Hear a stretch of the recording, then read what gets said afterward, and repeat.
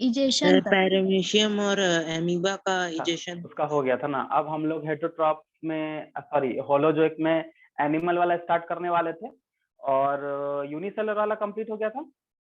Yes sir. ठीक है, complete हो गया था ना। चलो अब यहाँ पे तुमको ध्यान देना है, समझे। तो सबसे फर्स्ट में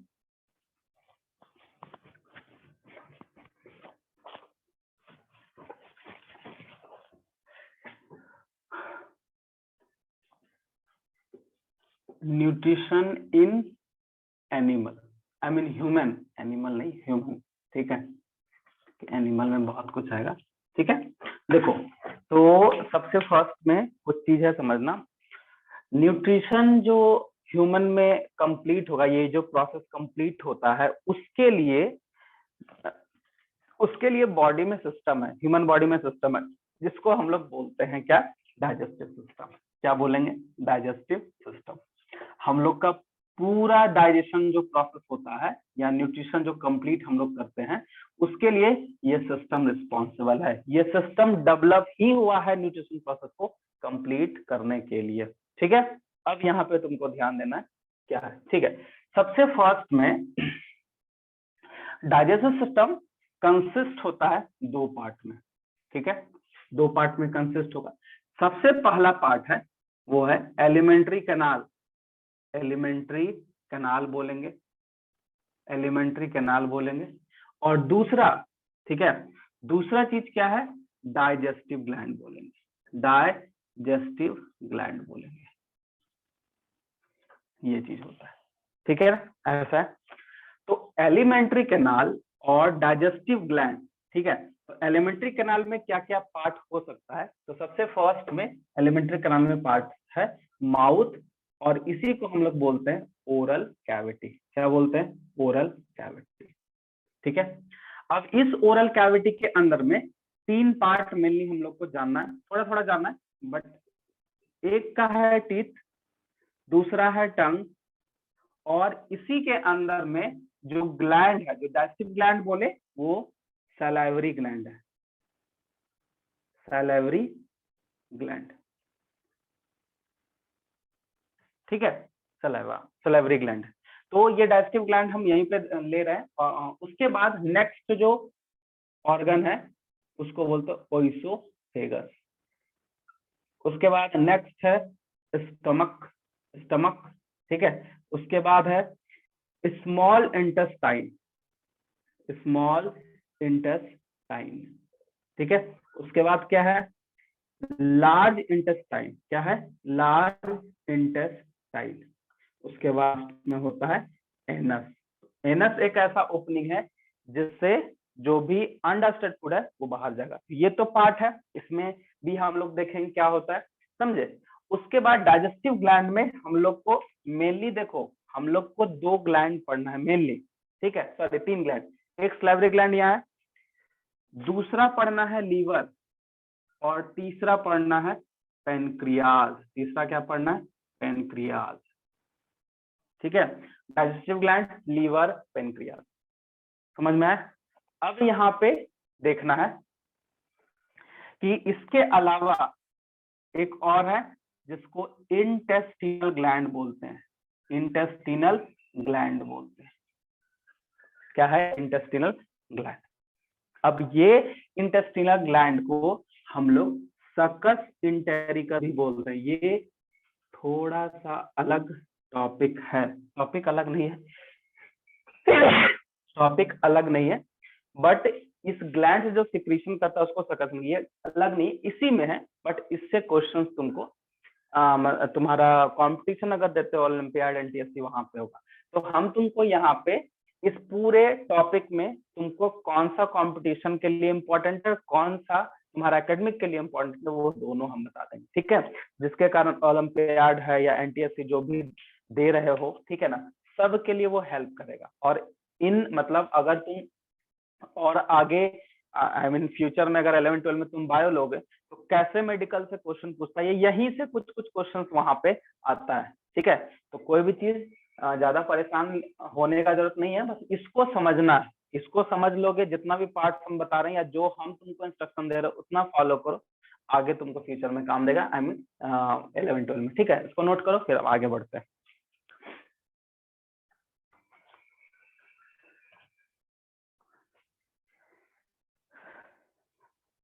सर माउथ को हम लोग बक्कल कैविटी भी बोलते हैं ना?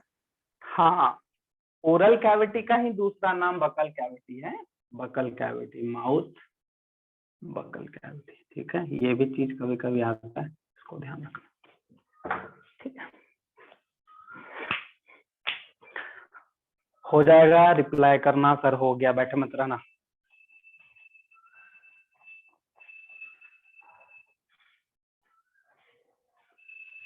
सर हाँ बोलो। इंटेस्टाइन ग्लैंड के नीचे क्या लिखे हैं? इंटेस्टिनल ग्लैंड के नीचे सर्कस एंटेरिकस, SUCCUS। चलो इसको फिर से हम लिख लेते हैं, थोड़ा सा बड़ा कर देते हैं।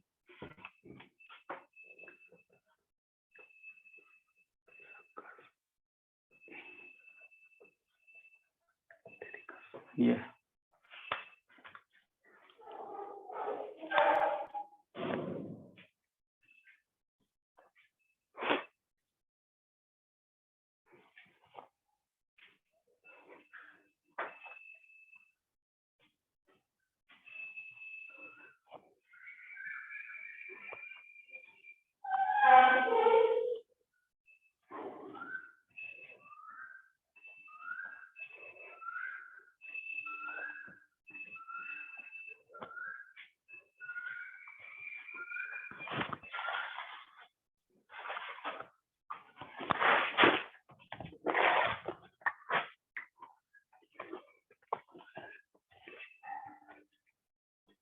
हो गया?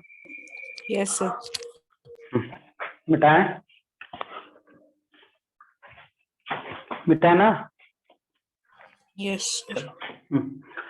अब हम लोग का सबसे पहला जो पार्ट है वो है माउथ में बकल कैविटी, और उसमें सबसे पहला जो पॉइंट है वो टीथ है। ठीक है, स्टार्ट करते हैं यहाँ से। देखो, टीथ जो है ये हार्डेस्ट पार्ट ऑफ बॉडी है, हार्डेस्ट पार्ट ऑफ बॉडी, मतलब ये सबसे हार्ड है बॉडी का। सब ऐसे तो हम लोग जानते हैं कि बोन सबसे हार्ड होता है, लेकिन बोन से भी ज्यादा हार्ड कौन है? टीथ होता है। ठीक है, अब देखो, अगर हम इसका कैरेक्टरिस्टिक्स देखें तो ह्यूमन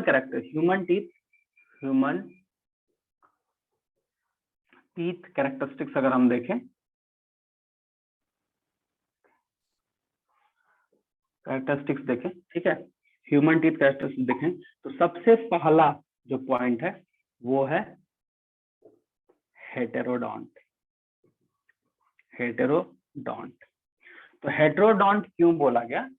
क्योंकि हेटेरो का मतलब होता है डिफरेंट, ये होता है different types of teeth, different types of teeth बोलते हैं इसको, डिफरेंट टाइप्स ऑफ टीथ। ठीक है, दूसरा क्या होगा? डिफरेंट टाइप्स ऑफ, मतलब कितने टाइप का? तो 4 टाइप का होता है, तो हम लोग यहाँ पे लिख सकते हैं 4 डिफरेंट टाइप्स ऑफ टीथ।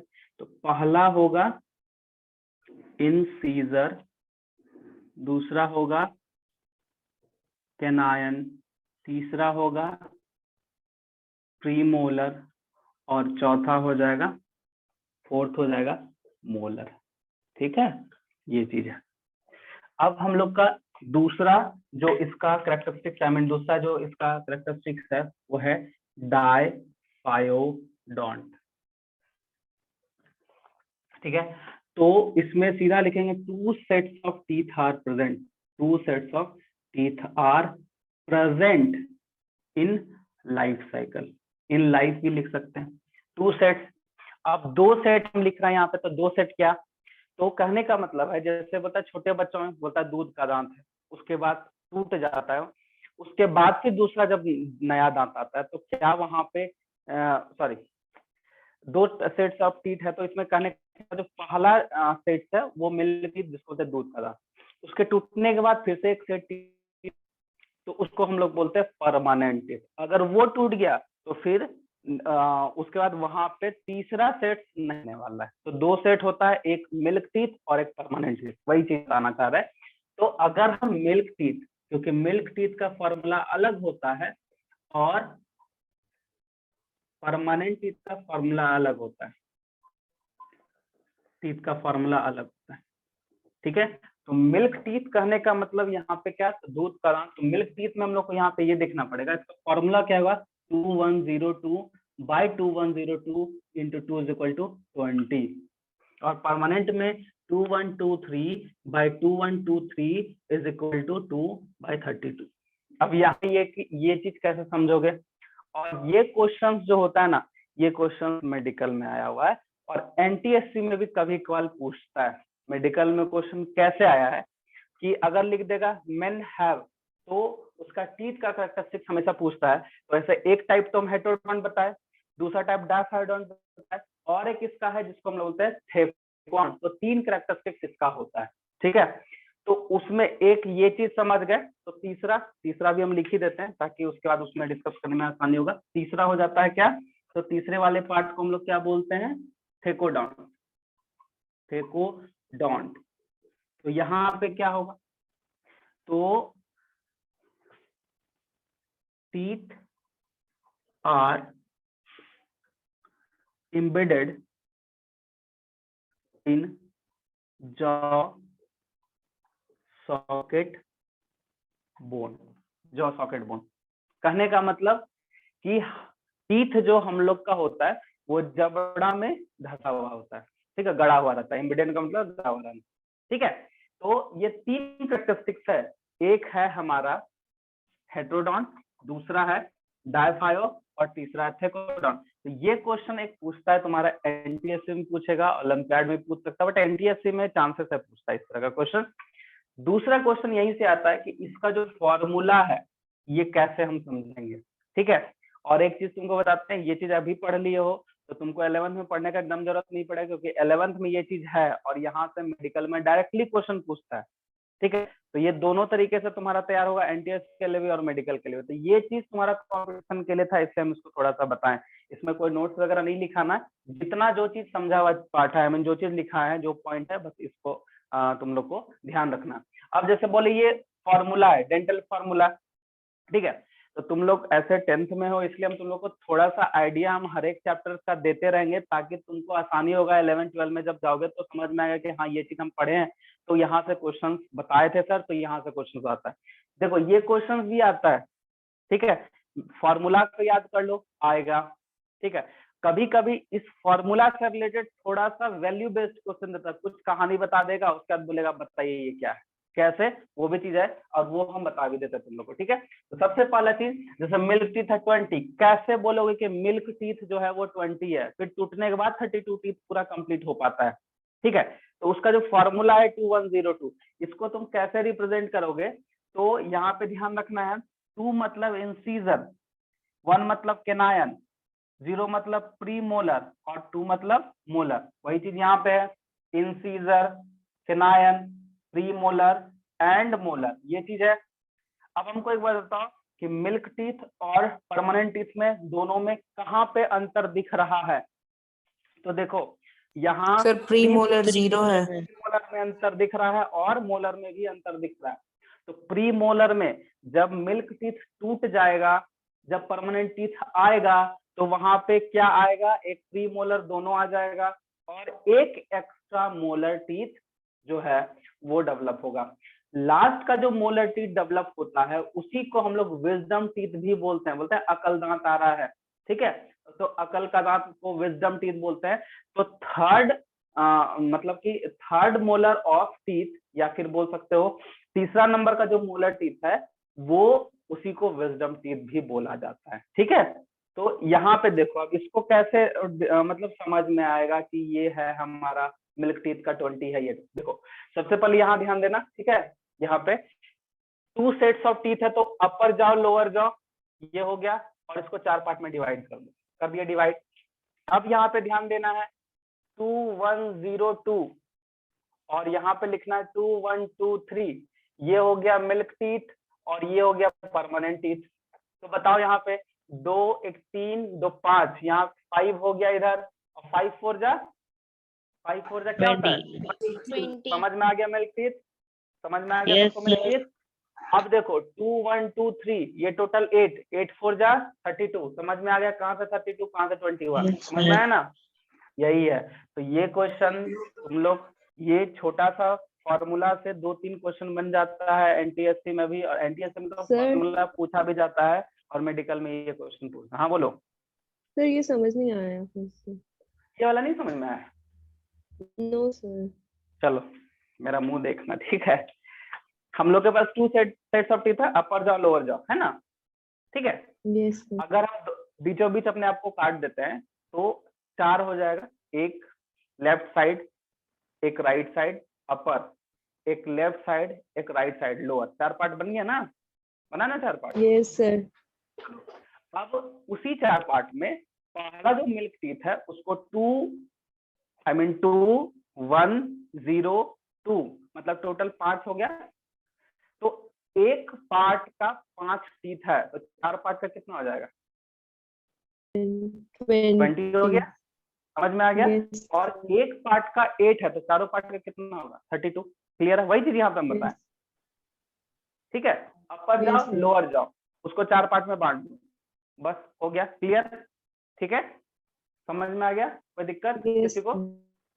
कुछ पूछना है? सर वो डिवीजन दिया गया है कि अपर जॉ और लोअर जॉ को मतलब सेपरेट हाँ, क्योंकि एक साथ इतना कैसे गिनेंगे हम? जो इधर होगा वही इधर है, तो इतना क्यों मेहनत करें? एक पार्ट को गिन ले, इंटू 4 कर देंगे, सिंपल है। ठीक है। तुम देख सकते हो जब टीथ को तुम देखोगे तो इधर से जो हाफ है वही टाइप है, उधर से हाफ है वही टाइप है, तो एक हाफ को वो जोड़ रहा है, अब बाकी बाद इंटू 4 कर दे रहा है। ठीक है, क्लियर? समझ में आया? बोलो। Yes sir. चलो इसको नोट करो। हाँ इसको नोट करो फटाक से। थोड़ा सा स्ट्रक्चर बताना है वो बता देते हैं टीथ का, जो कि तुम लोग का इसमें कभी कभार 1 मार्क्स में पूछता है, बाकी अदर ऐसे स्ट्रक्चर पूछता नहीं है।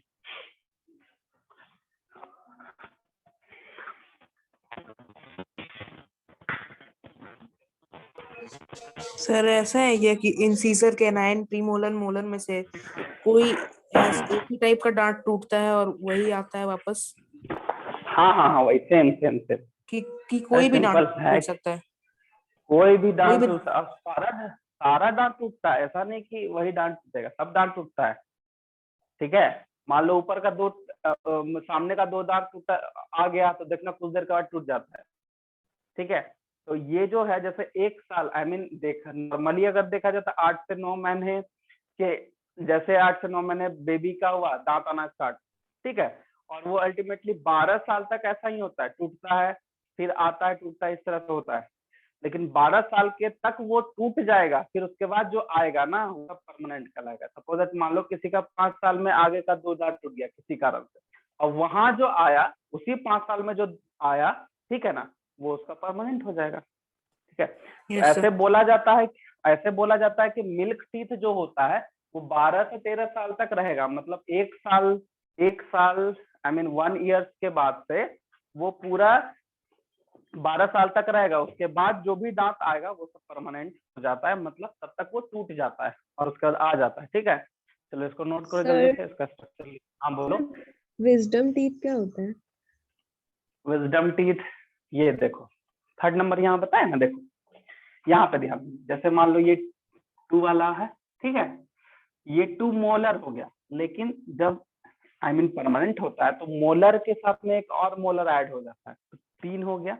तो 3rd वाला जो है उसको विजडम टीथ, अरे बोला जाए, बस ये कहावत है कि अरे अभी इसको अकल दांत नहीं है इसलिए अकल नहीं है, ठीक है, दिमाग नहीं है, ऐसा हम लोग बोलते हैं। सर वो कितने मतलब एक्सक्यूज मी सर, वो कितने एज में आता है? मतलब 12 साल के बाद, 12-13 साल। और विजडम टीथ बोल रहे हो? यस सर, विजडम टीथ वो आता है प्लस 18-19 के बाद ही आता है सर। तो उस टाइम तो ऐसे ही अकल आ जाता है सर वो। अरे ये बोला जाता है वो दांत। Yes sir. अब तुम हमको देखो, मेरा एक दांत कम है ऑलरेडी यस तो वो ऐसा कहीं कुछ नहीं है। हमको ऐसा नहीं लगता कि विजडम उसके आने से ही अकल होगा, किसी किसी का लेट से आता है, किसी का 25 साल के बाद आता है, तो मैकेनिज्म के हिसाब से बात होता है, लेकिन 20-22 साल तक आ जाता है, तो ऐसा कहीं कुछ नहीं होता है ठीक है। तो विजडम टीथ इसलिए बोला जाता है क्योंकि आई मीन ऐसा बोलना है कि उसके आने से आदमी लोग को थोड़ा अकल आई मीन मैच्योरिटी हो जाता, तो ऑब्वियस बात है 18-20 साल के बाद ही आदमी मैच्योर हो पाता है, पहले तो आदमी Yes, sir. बचपन बुद्धि करता है, बस वही कहूंगा। सर इसका मतलब जो लास्ट मोलर टीथ आता है उसको हम लोग विजडम टीथ बोलते हैं। हाँ, ये इवन की एक चीज पता है, अभी ये जो मोलर टीथ है, जो विजडम टीथ है ना, वो किसी काम का नहीं है हम लोग के बॉडी में, कोई काम का नहीं है, ठीक है। चबाने के लिए हमारे पास काफी है, 2 मोलर है, चबा हम लोग आराम से चबा लेंगे। इवन की अभी पता चल रहा है कि अभी हम लोग के बाद जो एडवांसमेंट होगा, आई मीन हम लोग के बाद का जो ह्यूमन का इवोल्यूशन होगा ना, उसमें विजडम टीथ खत्म हो जाएगा, ऐसा बोला जाता है। क्योंकि हम लोग के बॉडी में कोई भी ऑर्गन के बॉडी में इवोल्यूशन तभी होता है जब ऑर्गन, जो हम लोग पढ़ेंगे जेनेटिक्स एंड इवोल्यूशन में, बोला जाता है कि लेमार्किज्म थे, लेमार्क वो अपना थ्योरी देते थे लेमार्किज्म, जिसमें बताए थे कि जो ऑर्गन ज्यादा यूज होगा वो मॉडिफाई करता, जो यूज नहीं होता वो रिडिमेंट कर जाता है। अगर होगा भी तो कोई काम नहीं। विजडम टीथ का क्या काम है? अगर मान लो दांत एगो विजडम टीथ नहीं है किसी का, तो ऐसा थोड़ा चबा नहीं पाएगा, चबाएगा क्यों नहीं चबाएगा, ये चीज है, ठीक है, ये है। सर ऐसा चीज है। टेकोडोंट में एम्बेडेड के बाद बोल, क्या लिखे हैं आप? embedded in jaw से, यहाँ jaw socket होगा, embedded in jaw socket bone, jaw socket जबड़ा, सर jaw थेकोडेंट एक socket बार फिर से समझिए ना, थेकोडोंट। टेकोडॉन्ट। देखो हम लोग का टीथ किस में गड़ा हुआ है, मतलब धसा हुआ, जबड़ा में, तो जॉ बोन है, जॉ सॉकेट बोन है, उसी में एम्बेडेड है, बस यही चीज है, ठीक है।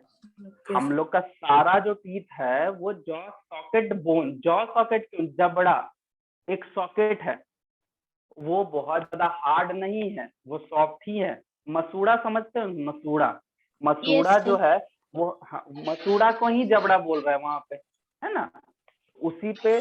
क्योंकि देखो टीथ का अगर स्ट्रक्चर देखोगे ना, तो एक छोटा सा स्ट्रक्चर बताते हैं, ठीक है ना, सबका चारों का स्ट्रक्चर। तो ये जो नीचे वाला पार्ट है वो अंदर होता है, ये ऊपर वाला बाहर होता है। अब सबका अलग अलग काम है, बट उतना ज्यादा नहीं पढ़ना है अभी। जैसे इंसीजर का अलग है, कैनाइन का अलग है, प्रीमोलर अलग है, मोलर, सबका स्ट्रक्चर अलग है, लेकिन फंक्शनिंग बस इतना याद रखना, इंसीजर से हम लोग काटते हैं, कैनाइन से हम लोग फाड़ते हैं, कुछ भी चीज है साइड से फाड़ना पड़ता है, ठीक है। और चबाना होगा तो प्रीमोलर एंड मोलर। इसीलिए जो कार्निवोर्स एनिमल है, जो फ्लेश वगैरह खाते हैं, एनिमल को खाते हैं, देखना उसका जो कैनाइन पार्ट है वो ज्यादा डेवलप्ड है, क्योंकि उसको खींचना होता है, चीरना होता है, सर टीयर तो इस करना तरह है। से। हाँ हाँ, वही वही टीयर, ठीक है। हम हिंदी बोल रहे थे, ठीक है। तो टीयरिंग करना होता है, तो वही चीज होता है, उसको फाड़ना है भाई, चीरना है, तो उसके लिए कैनाइन मॉडिफाई कर जाता है कार्निवोर्स में। तुम देख सकते हो सारे में, लायन, टाइगर, किसी में भी कैनाइन ज्यादा डेवलप होता है, क्योंकि उसको टीयरिंग का काम करना पड़ता है, खींच के खाना पड़ता है, वही चीज है, ठीक है। चलो इसको नोट कर लो। हो गया है सर। हो गया ना? बस Yes. एक सेकेंड, हाँ एक सेकेंड, बस टीथ का स्ट्रक्चर बनाना है।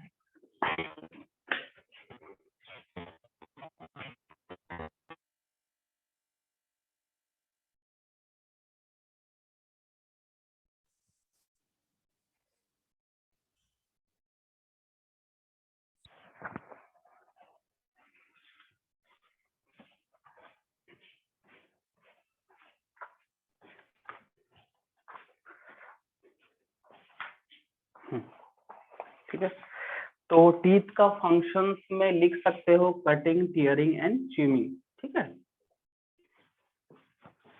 अब इसका स्ट्रक्चर बना देते हैं जो इम्पोर्टेंट है। एक आध मार्क्स में उसका स्ट्रक्चर का क्वेश्चन पूछता है, बाकी क्वेश्चन नहीं पूछेगा, ठीक है। तो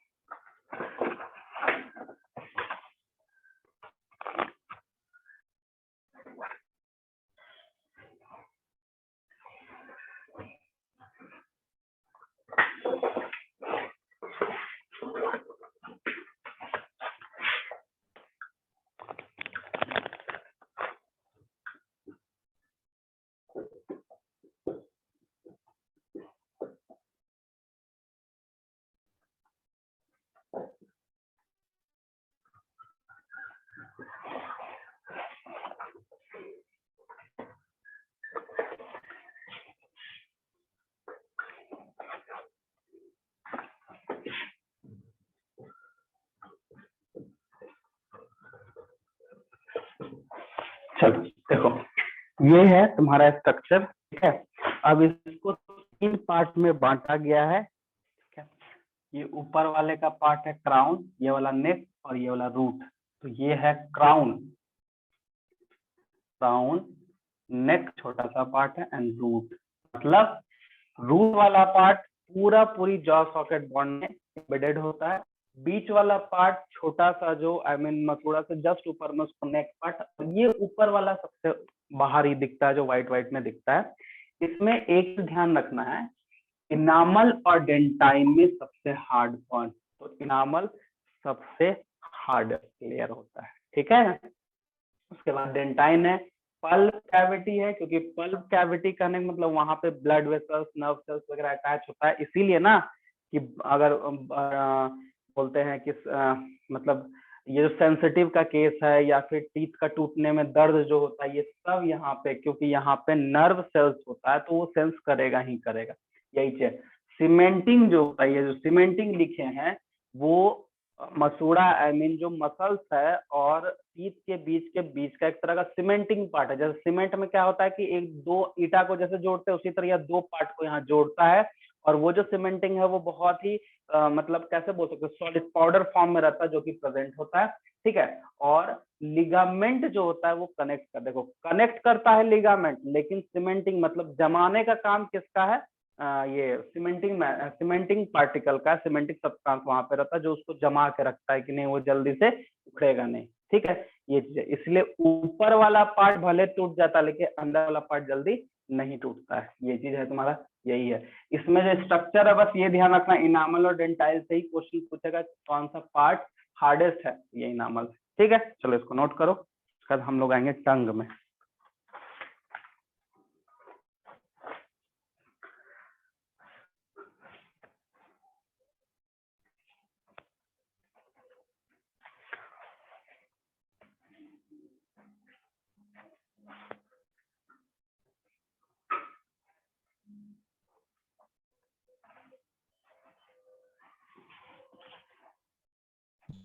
हो गया सर। हो गया, मिटाएं इसको। Yes sir.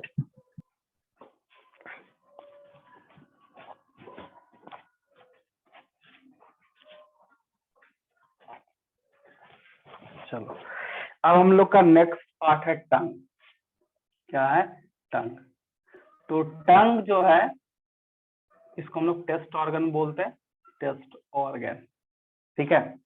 और टंग को अगर डिफाइन करना है तो it is a muscular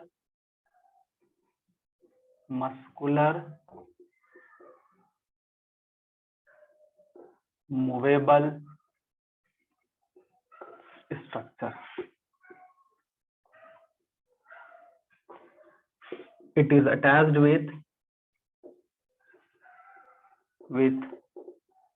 floor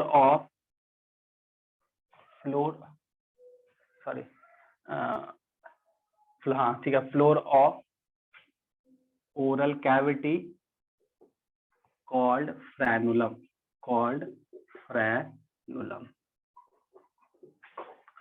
It frenulum, ठीक है। It have taste bud for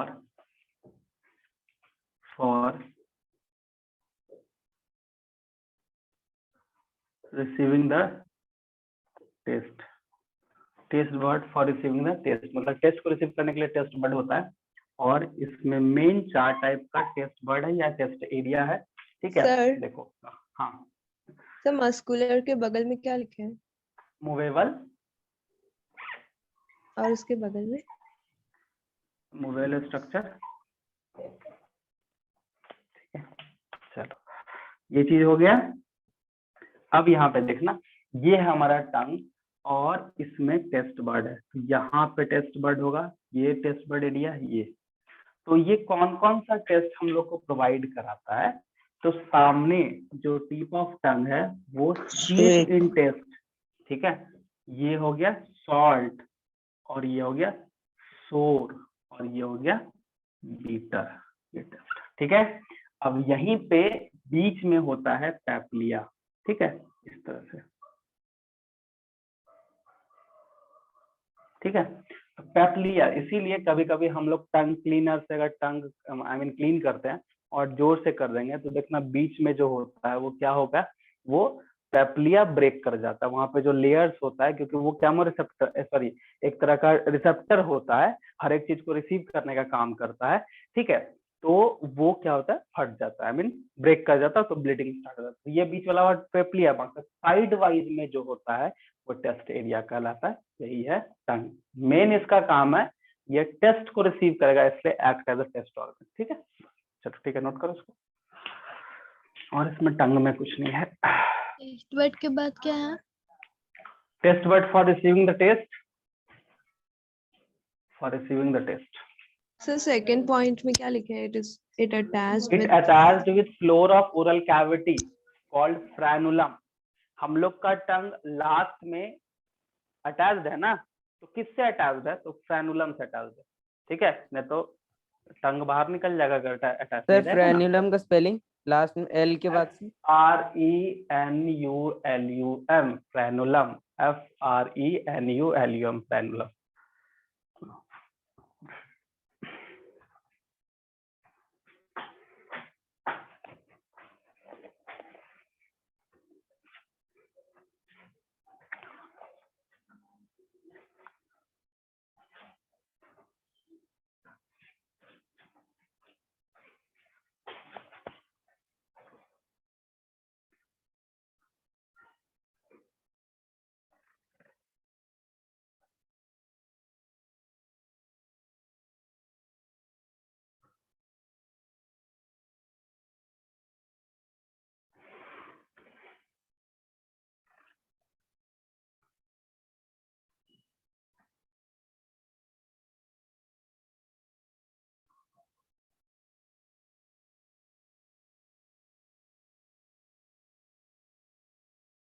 sir बोलो। सर टंग का और एक फंक्शन होता है कि वो ब्रेक करता है फूड को। टंग का थोड़ा फंक्शन होता है, वो ग्लैंड का काम है, वो भी नहीं, इस टंग का कोई टंग का बस एक ही काम है, टेस्ट को रिसीव करना, और दूसरा काम बोल सकते हो कि हम लोग के बोलने में ये हेल्प करता है।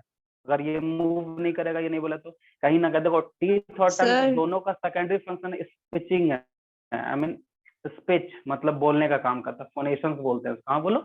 सर स्वीट के ऊपर क्या लिखे हैं?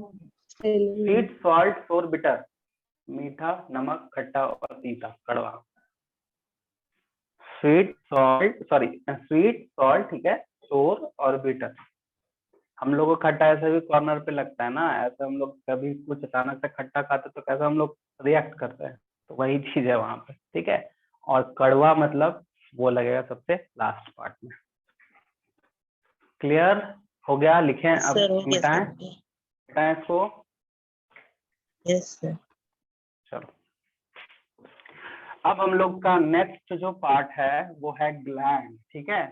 तो यहाँ से क्वेश्चंस बहुत पूछता है, कैसे कैसे क्वेश्चन पूछेगा तुमको हम बताएंगे, ठीक है। अच्छा तुम लोग को एक टीथ का क्वेश्चन हम नहीं ना बताए, चलो हम बता देते हैं, अभी हमको ध्यान आया। देखो टीथ में जब हम तुम लोग को बताए थे, हम एक बताते हैं वैल्यू बेस्ड क्वेश्चन कैसे पूछता है। ये क्वेश्चन 2016 16 में आया हुआ था, ठीक है, तुम लोग खुद बताना, ठीक है। 2016 में मेडिकल में आया था, देखते तुम लोग से बनता है कि नहीं, क्योंकि कॉन्सेप्ट हम दे चुके हैं, ठीक है। क्वेश्चन ये है, ध्यान से सुनना, कि एक डेंटिस्ट है, ठीक है, डेंटिस्ट डॉक्टर है, वो किड्स स्कूल में गए, सबका डेंटल चेकअप किया, ठीक है। सब में एक कॉमन चीज उनको मिला, ये मिला कि कोई एक टीथ जो था वो एब्सेंट था। वो कौन सा टीथ होगा? प्रीमोलर। और कोई कुछ? पक्का? यस सर पक्का। यही क्वेश्चन था। सोचो इतना इजी क्वेश्चन है, ये मेडिकल में क्वेश्चन पूछ रहा था, 2016 में पूछा है सेकंड फेज में, ठीक है। तो ये ऐसी तरह से क्वेश्चन, क्यों देखो, क्योंकि ये सब फिजियोलॉजी है ना, बॉडी का फिजियोलॉजी फंक्शन है, तो फिजियोलॉजी में इस तरह का थोड़ा सा घुमा फिरा का क्वेश्चन पूछता है, ठीक है ना। तो इसी तरह का क्वेश्चन मेडिकल में पूछा था, इसलिए जो आगे सोच सर रहे हो क्योंकि मेडिकल के मिल्क लिए, टीथ में प्रीमोलर नहीं रहता और आप बोले किड्स का स्कूल में गया था इसीलिए। हाँ इसीलिए ऐसा होता है। ठीक है, गुड, सही दिमाग लगाए, समझे। तो इसी तरह का क्वेश्चन पूछता है, समझे। तो तुम लोग बस, हम जो मैथ्स ले रहे हो ठीक है, जो बायो के लिए सोचे हो वो इस तरह का छोटा छोटा चीज को ध्यान रखना। हाँ बोलो। तो जो क्वेश्चन आप बोले एक बार रिपीट कीजिए ना, हम डिस्कनेक्ट हो गए थे। ओके ठीक है, देखो एक क्वेश्चन ये था कि एक डेंटिस्ट डॉक्टर है, ठीक है, वो किसी किड्स स्कूल में जाते हैं और सारे का डेंटल चेकअप करते हैं कि किसका क्या खराबी है नहीं वगैरह जो भी हो, लेकिन उनको एक कॉमन ऑब्जर्वेशन मिलता है कि एक टाइप का जो टीथ है एक एब्सेंट है। तो वो टाइप का कौन सा टाइप का टीथ एब्सेंट है, बताओ। क्वेश्चन सुन लिया, आंसर करो। सर प्रीमोलर बोले तो। अरे तुम बोल दिया, जो क्वेश्चन पूछे वो किसका क्वेश्चन था ये, फिर से सर तुम बताइएगा। सर मेरा। अच्छा ऋषभ, चलो नाम तो बता दो। चलो ठीक। क्या? तो मेरा नाम क्यों ले सर? नहीं हमको पूछ लगा ऋषभ था। कौन ये क्वेश्चन पूछा था कि डिस्कनेक्ट हो गया? श्रुति। श्रुति, अच्छा श्रुति, चलो श्रुति ठीक है, समझ में आया क्वेश्चन? श्रुति यस सर। आंसर आ गया ना? Yes sir. ठीक है, इसी तरह का क्वेश्चन रहता है। बाकी अब आगे जो जो क्वेश्चन आएगा बताते जाएंगे, इसमें भी यहाँ क्वेश्चन मिलेगा। चलो देखो, हम लोग स्टार्ट करते हैं सलाइवरी ग्लैंड, ठीक है। तो तुम लोग का जो है, इसको सबसे पहले हम लोग ये देखते हैं, सलाइवरी ग्लैंड जो होता है ये 3 पेयर्स में प्रेजेंट है, 3 पेयर्स में, ठीक है। 3 पेयर्स क्यों? क्योंकि ये इसका जो लोकेशन है वो लोकेशन के हिसाब से इसमें 3 पेयर है, मतलब टोटल 6 इन नंबर ये ग्लैंड प्रेजेंट होता है, ठीक है। तो पहला जो है ये है पैरोटिड बोलते हैं इसको, पैरोटिड ग्लैंड। इसमें 3 ग्लैंड है, 3 पेयर्स है। पैरोटिड ग्लैंड पहला, दूसरा सबलिंगुअल, सबलिंगुअल है, और तीसरा है सब मैक्सिलरी, सब मैक्सिलरी। ये तीनों का लोकेशन को ध्यान रखना है, तीनों के लोकेशन से क्वेश्चन आता है, ठीक है। अगर पैरोटिड है तो हम लोग लिखेंगे नियर द ईयर, मतलब ईयर के जस्ट नीचे, आई मीन टिक पे रहता है, इस जगह पे, यहाँ पे, ठीक है। उसके बाद सबलिंगुअल बिलो टंग, बिलो टंग। हम लोग क्यों लिंगुअल को टंग बोले? लिंगुअल जो वर्ड आया है वो लैंग्वेज से आया है। लैंग्वेज का मतलब भाषा, जो हम लोग बोलना चाहते हैं, बोल किससे पाते हैं? टंग से बोल पाते हैं, इसीलिए वो बिलो द टंग है, सबलिंगुअल। अब वो कहाँ प्रेजेंट होगा? तो टंग के जस्ट नीचे, ये वाला पार्ट, अंदर वाला पार्ट में, ठीक है। चलो, सब मैक्सिलरी, तो इसमें होता है right angle of, sorry, angle of jaw bone, मतलब वही ये जो जॉ बोन है इसी के एंगल में यहाँ कॉर्नर में प्रेजेंट होता है, तो इसी को हम लोग बोलते हैं एंगल ऑफ जॉ बोन, ठीक है। अब ये तीनों ग्लैंड जो होता है वो एक पेयर इधर राइट साइड में होगा और एक पेयर लेफ्ट साइड में होता है, आई मीन लेफ्ट चीक में, लेफ्ट एरिया में, और एक राइट, इसलिए 3 पेयर, 3 इधर 3 इधर, तो 6 इन नंबर हो गया, ये चीज है। अब ये तीनों मिलके जो एक केमिकल को रिलीज करता है जिसको हम लोग बोलते हैं, उसको बोलते हैं सलाइवा। क्या बोलते हैं? सलाइवा। तो हम लोग ऐसा लिख सकते हैं, इट्स क्रिएट सलाइवा, और सलाइवा कंटेन, हम लोग लिख सकते हैं विच कंटेन, ठीक है। तो इसमें 2 चीज है, तो विच कंटेन क्या क्या? तो पहला है सलाइवरी एमाइलेज,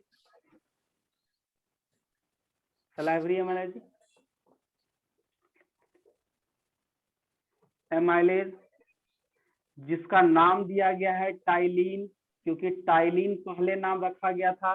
जब एंजाइम्स का डिस्कवरी वगैरह हुआ तो उसका नोमेनक्लेचर भी हुआ, तो नोमेनक्लेचर में टाइलिन को सलाइवरी एमाइलेज लिख दिया, ठीक है।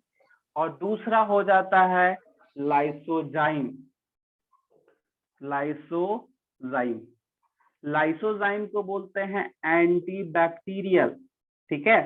अब इसका ये दो चीज इंपॉर्टेंट है तो हम यहाँ बता दिए, बट मेनली तुम लोग को जो क्वेश्चन पूछा जाएगा वो इसी चीज पे क्वेश्चन पूछा जाएगा कि सलाइवरी ग्लैंड क्या रिलीज करता है, तो वो करता है सलाइवा। और सलाइवा में कौन सा एंजाइम है? सलाइवरी एमाइलेज, Salivary लोग बोलते हैं, हाँ, जिसको हम लोग बोलते हैं टाइलिन। अब इसका क्या काम है? तो जब हम फूड को इनटेक करते हैं, दूसरा चीज लाइसोजाइम एंटीबैक्टीरियल, क्यों?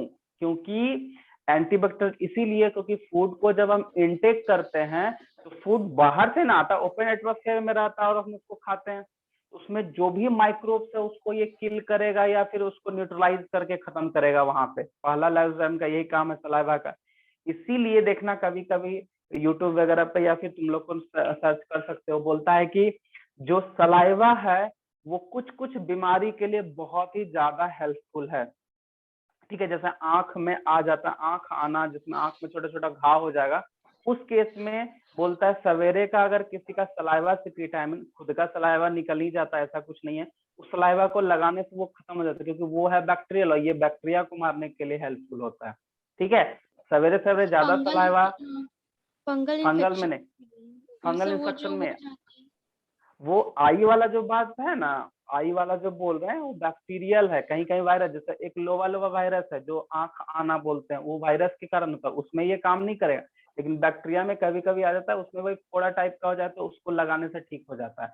और अगर सवेरे सवेरे बहुत ज्यादा माउथ में जो ये सलाइवा रिलीज होता है ना, तो वो एक तरह का अच्छा चीज है, क्योंकि उसमें जो भी प्लाग्स वगैरह उसको खत्म करने का काम करता है। तो सलाइवा ज्यादा नहीं निकलना चाहिए, ये भी सही नहीं होता है। ठीक है, बट अगर निकलता है तो फिर वो किसी तरह का खराबी नहीं होता है। ठीक है, इवन कि बहुत सारे लोग बोलते हैं, बहुत सारे लोग बोलते हैं कि सर, हाँ बोलो। सर हिंदी में उसको दांत बोलते हैं क्या? किसको? सर आप जो बोले सलाइवा जो सुबह सर लगाने से ठीक हो, सर वो लार, हाँ दांत लार, पे लगाया, लार दांत पे हाँ, लगाया जाता वो खुजली वगैरह पे भी काम कर जाता है, लेकिन खुजली पे उतने अच्छे से काम है, फंगल है ना, बैक्टीरियल को ये खत्म करेगा, फंगल भी खत्म करेगा बट बैक्टीरियल पे ज्यादा इफेक्टिव है। ठीक है, ये चीज होता है, समझे? चलो सर हम लोग आगे बढ़ फुंसी में थूकेगा सर। अरे हम तुमको एक चीज बताई, कभी कभार ऐसा कभी कभार क्या ऐसा होता है, बट उतना ज्यादा इफेक्टिव नहीं है, यूज नहीं करता। इवन कि बहुत सारे लोग ठीक क्या होने के बोलते लिए हैं, लोग कुछ भी कर सकते हैं। करते हैं, हाँ ठीक है, सही बात बोले। तो अरे बहुत कुछ है, देखो बायोलॉजिकल साइंस में बहुत ऐसा अटपटांग सा चीज है जो कि तुम लोग कभी नहीं सोचेगा यार वो ये ऐसा सच में होता है। ठीक है ना, ये चीज है। पहले के जमाने में क्या होता था, मिट्टी में घाव हो गया तो मिट्टी लगा दिया गया। क्यों मिट्टी लगा दिया गया? क्योंकि इन्फेक्शन नहीं फैलेगा। आखिर ऐसा क्यों? ठीक है, क्योंकि मिट्टी में कुछ माइक्रोब्स होता है जो उसको डिकम्पोज करेगा और जो भी वहां पे सब्सटेंस होता है ना उसको खत्म करता है एक तरह से। तो बैक्टीरिया तो अच्छा भी है बुरा भी है, सब तरह से काम करता है, तो सॉइल इस तरह से काम करता है। ठीक है ना, और बहुत सारा कुछ है, आगे आगे आते जाएगा, उसके लिए अगर सर लेंगे मैन तो वर्सेस बहुत। वाइल्ड में सब दिखाते हैं। हाँ, मैन वर्सेस वाइल्ड में सब दिखाता है उसमें। ठीक है, मैन वर्सेस वाइल्ड में देखता है वो, आई मीन ओशियन का पानी भी पी लेता है। क्यों? ओशियन के पानी में बस नमक को हटाना, उबाल दो, नमक हट गया, पी लो, वो अच्छा चीज है। ठीक है, ये सब चीज है, बहुत कुछ है इसमें, तो ये चीज है।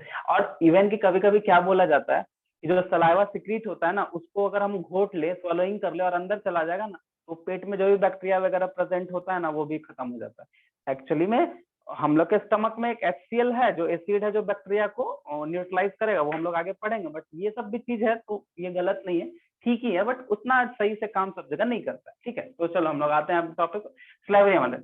अब सबसे पहला हम क्या बताए, इन टेकिंग ऑफ फूड, जैसे हम खाएंगे तो खाना को चबाते हैं, खाना को चबा चबा के जान के खाना चाहिए। ठीक है, क्योंकि जितना ज्यादा वो पीसेगा ना उतना अच्छे से डाइजेशन होगा। और जो जल्दी जल्दी खाता है ना तो उसमें एक फैट, आई मीन फैटनेस बढ़ना स्टार्ट हो जाता है। इसलिए हड़बड़ी में नहीं खाना चाहिए। ऐसे तो साइंटिस्ट लोग बोलते हैं या फिर जो भी डाइटिशियंस है वो बोलते हैं कि कोई भी एक खाना को कम से कम 32 टाइम्स स्विमिंग करना चाहिए, मतलब चबाना चाहिए। ठीक है, तभी, क्योंकि वो जब तक सलरी नहीं बनेगा, मतलब सलरी मतलब चटनी, ऐसा समझ लो, सलरी का मतलब है चटनी, एकदम पतला सा पेस्ट जब तक तैयार नहीं होगा तब तक उसको स्वेलो नहीं करना है। क्योंकि उसको पेस्ट बनाने का मेनली टीथ का है, अंदर में जाके मसल्स एक्टिविटी भी होता है, ऐसा नहीं कि नहीं होता है, लेकिन उतने अच्छे से अगर चबा के नहीं खाएंगे तो फिर वही वो जो है सही से डाइजेस्ट नहीं हो पाता। अगर डाइजेस्ट हुआ भी तो वो कहीं ना कहीं एक तरह का फैट का काम करता है। इसलिए बोलता है खाना चबा चबा के खाना चाहिए ताकि डाइजेशन सही से हो पाए। चलो हम लोग आते हैं, जनरल नॉलेज बहुत है, आगे बढ़ते हैं। तो स्लेवरी वाला में जैसे फूड को हम इंटेक करेंगे, तो जैसे मान लो हम लोग फूड खाए तो और उस फूड में अगर स्टार्च है तो स्टार्च जैसे कार्बोहाइड्रेट, तो मान लो ये स्टार्च है, ठीक है। तो स्टार्च पे ये एंजाइम काम करता है जिसको हम लोग बोलते हैं स्लेवरी एमाइलेज, ठीक है। दूसरा चीज क्या है, इसी को हम लोग बोलते हैं टाइलिन। और एक चीज ध्यान रखना कि स्टार्च पे जब ये एंजाइम काम करता है तो कन्वर्ट करता है माल्टोज में। किसमें? माल्टोज में। तो एक चीज यहाँ पे ध्यान रखना है, maltose is a not a simple form of sugar या स्टार्च, ये तो बीच का पार्ट है, ये और ज्यादा डाइजेस्ट होगा और ये कन्वर्ट होगा। अल्टीमेटली जब तक ये ग्लूकोज में कन्वर्ट नहीं होता है तब तक ये कंप्लीट डाइजेशन कहाँ कहलाएगा। तो माल्टोज में यहाँ कन्वर्ट हो गया और ये माल्टोज जो होता है चल जाएगा स्मॉल इंटेस्टाइन में। देन वहां पे पेनक्रियाटिक एक्शन होगा जो ट्रिप्सिन और पेनक्रियाटिक एमाइलेज तब इसको डाइजेस्ट कर पाएगा। तो वो हम लोग आगे पढ़ेंगे, बट यहाँ पे ध्यान रखना है कि ये माल्टोज में कन्वर्ट कर दिया। एक और चीज, स्टार्च को अगर डाइजेस्ट करना है तो माल्टोज में कन्वर्ट कर रहा है। कौन कर रहा है? स्लेवरी एमाइलेज कर रहा है। लेकिन स्लेवरी एमाइलेज को माउथ में एक पीएच भी मेंटेन होना चाहिए। अगर मान लो पीएच 6.8 नहीं मिलेगा तो ये एंजाइम काम नहीं करेगा। तो एंजाइम के फंक्शंस का ये क्राइटेरिया है। क्या क्राइटेरिया है? पीएच सही होना चाहिए, टेम्परेचर सही होना चाहिए, सबस्ट्रेट लेवल पे डिपेंड करता है प्रोडक्ट कितना हो, सब बहुत कुछ है एंजाइम में, बट इसको भी ध्यान रखो। स्टार्च कन्वर्ट होता है माल्टोज में, हेल्प कौन करता है? Slavery amylase. ये कहाँ से निकलता है? स्लेवरी ग्लैंड से। कहाँ पे प्रेजेंट है? सलाइवा में, ठीक है।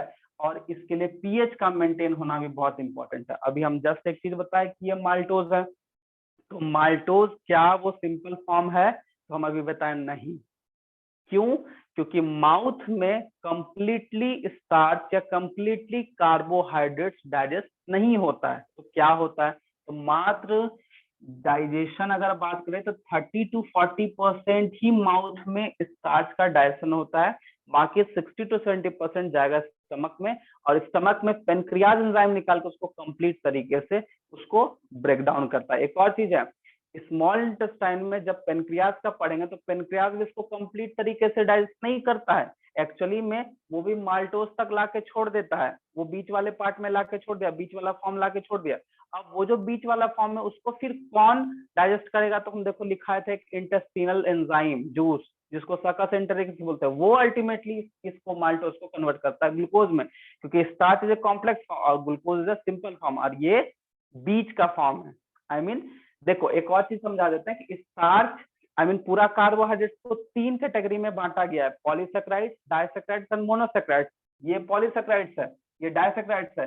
जब तक ये मोनोसेक्राइड्स में नहीं जाएगा तब तक ये एब्जॉर्ब नहीं हो सकता। तो मोनोसेक्राइड्स में जाने के लिए, मोनोसेक्राइड्स में कन्वर्ट करने के लिए ये कहाँ का एंजाइम काम करता है? तो इंटेस्टिनल वॉल का, जिसको सकस एंटेरिकस बोले थे। ठीक है, इतना काफी है। तुम लोग इतना समझ में आया? बोलो क्या बोलना चाह रहे? बाकी पेनक्रियाज में आएंगे तो और सर समझाएंगे। अगर कोई भी ग्लैंड का अगर एमाइलेज जो सेक्रेट कर रहा है तो उसका मतलब वो कार्बोहाइड्रेट को डाइजेस्ट कर रहा है।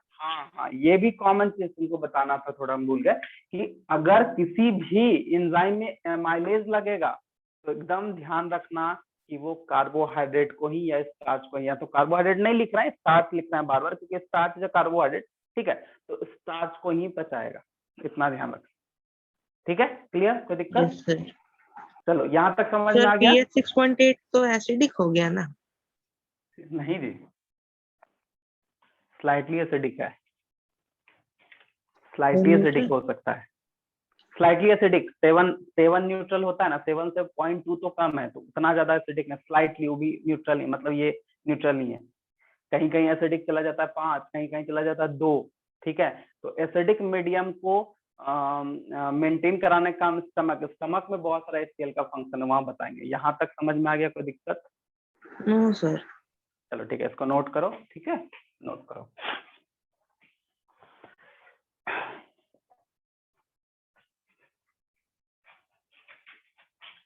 ये लोकेशन से क्वेश्चन पूछता है, समझे? ध्यान रखना, लोकेशन से बहुत ज्यादा क्वेश्चन पूछता है। मेडिकल में हम बता दिए अभी, ठीक है, तुम लोग बस ध्यान रखना। बाकी बात थोड़ा बहुत और कुछ कुछ है इसमें जो हम लोग आगे 11th में पढ़ेंगे, जो जो बायो लेने वाले। बस 10th का पूरी तुम लोग अच्छे से बायोलॉजी पढ़ लोगे तो 50% to 60% तुम्हारा 11th और 12th का जो भी टॉपिक कवर अप होगा वो खत्म हो जाएगा, यहीं पे खत्म कर देंगे, ठीक है ना। तो तुम लोग का मेनली जो चीज है ये तुम्हारा एकेडमिक लेवल वाला बात है ये, ठीक है, ये 10th वाला बात है। तो ये 10th में बस इतना ही काम आने वाला है।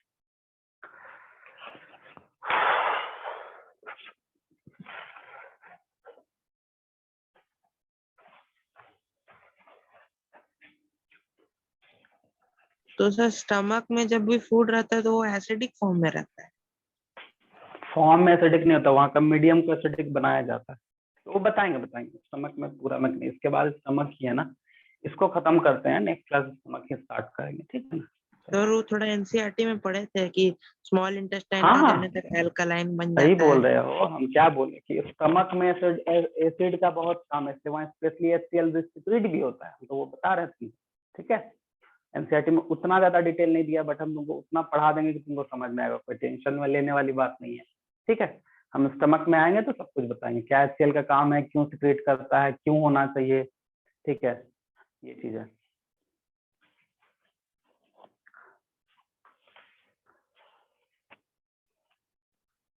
हो गया सबका, मिटाएं? Yes sir. Yes sir. चलो चलो, तो यहाँ तक किसी को कुछ डाउट है बताओ? नो किसी सर। को कुछ डाउट है? नहीं ना। चलो एक चीज और ध्यान देना है, ठीक है। यहाँ तक तो तुम लोग का नोट्स कंप्लीट हो ही गया है। देखो अब माउथ का काम खत्म, लेकिन जब माउथ को हम स्वलो करते हैं, स्वलो मतलब निगलना, जैसे ही निगलते हैं तो ओइसोफेगस में चला जाता है। ओइसोफेगस एक लंबा सा ट्यूबुलर स्ट्रक्चर है, एक तरह का डक्ट है जो कनेक्ट करता है oral cavity to stomach. Oesophagus में बस एक काम है, फूड का मूवमेंट करना या फूड ट्रांसफर करना, लेकिन वहां जो फूड का ट्रांसफरिंग होता है वो एक मूवमेंट के थ्रू होता है, जिसको हम लोग बोलते हैं पेरिस्टालसिस मूवमेंट। वो नेक्स्ट क्लास भी बताएंगे, बट अभी इसको समझ लो। पेरिस्टालसिस मूवमेंट के थ्रू ओइसोफेगस चला जाता है, सॉरी ओइसोफेगस के थ्रू पेरिस्टालसिस मूवमेंट होता है, और वहां पे उस मूवमेंट के थ्रू स्टमक में चला जाता है फूड, देन फिर स्टमक का फंक्शन स्टार्ट। पहला चीज ये।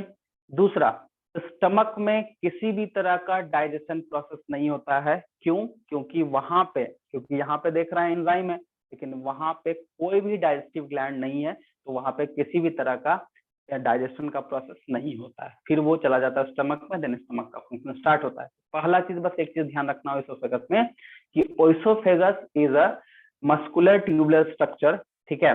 उसका काम क्या बताए कि वो फूड को मूव करता है, फूड को ट्रैवलिंग कराने, ट्रांसफर कराने का काम करता है, और वो जो ट्रांसफर होता है एक मूवमेंट के थ्रू होता है, जिसको क्या बोलते हैं? Peristalsis movement. क्या बोलते हैं? पेरिस्टालसिस मूवमेंट, ठीक है। अब यही पेरिस्टालसिस मूवमेंट के हेल्प से फूड बकल सॉरी ओइसोफेगस से स्टमक में जाता है, देन स्टमक में जो है वहां पे एंजाइमेटिक एक्शन होता है, ठीक है। क्लियर? यहाँ तक समझ में आ गया होगा। नेक्स्ट क्लास ओइसोफेगस के बारे में लिखवा भी देंगे, कोई दिक्कत नहीं है, ठीक है ना।